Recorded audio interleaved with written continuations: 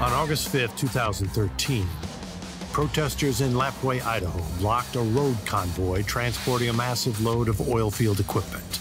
The so-called Megaload, almost as long as a football field, was destined for the tar sands development in Alberta, Canada.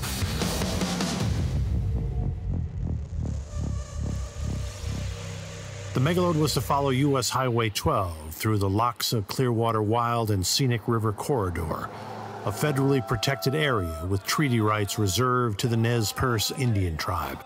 When we saw these megaloads starting to become larger and more frequent, it dawned upon us that they were going to use this as an industrial corridor. We summed up our efforts is that we had to make a protest, because if we didn't, we would lose this battle without even lifting a finger to fight it. 19 members of the tribe were arrested, and the convoy continued on its route.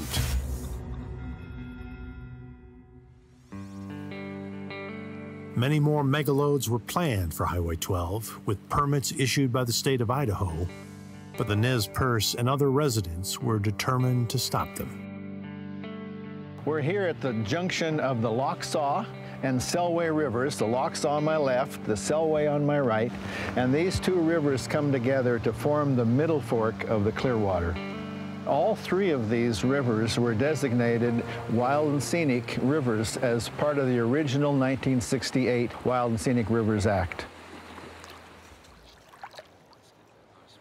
Well, Section 10 of the Wild and Scenic Rivers Act requires agencies to manage the wild and scenic rivers in order to protect and enhance the values for which they were designated.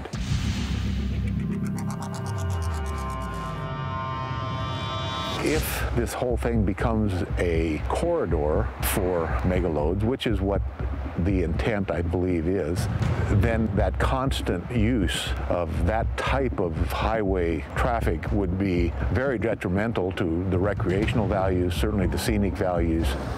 We have logging trucks, grain trucks, chip trucks, oil, fuel trucks, and gasoline trucks. That's not the complaint. The complaint is the industrialization of this corridor.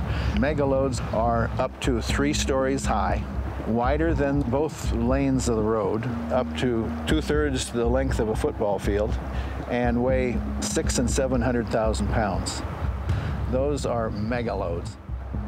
If these large corporations are able to industrialize this Wild and Scenic River corridor, it weakens the Wild and Scenic Rivers Act, weakening it nationally and having a detrimental effect on 156 Wild and Scenic River corridors throughout the United States that mean as much to Americans as this river means to us.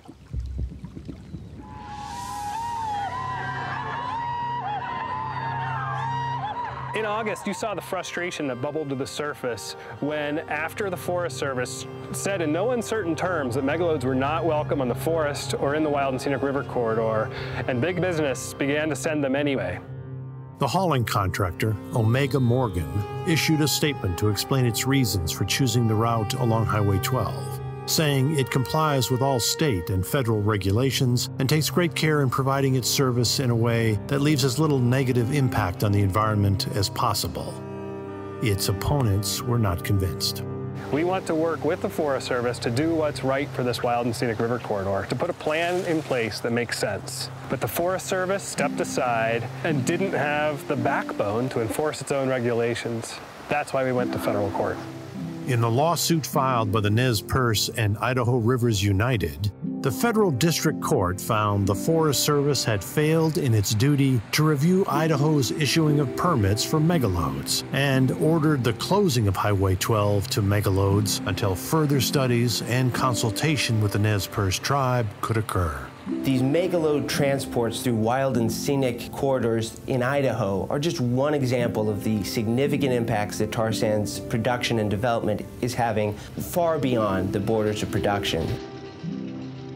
Shippers of the megaloads have decided not to appeal the district court's ruling, and hauling contractors are now using alternative highway routes through Idaho and Montana, facing more protesters opposed to the tar sands development.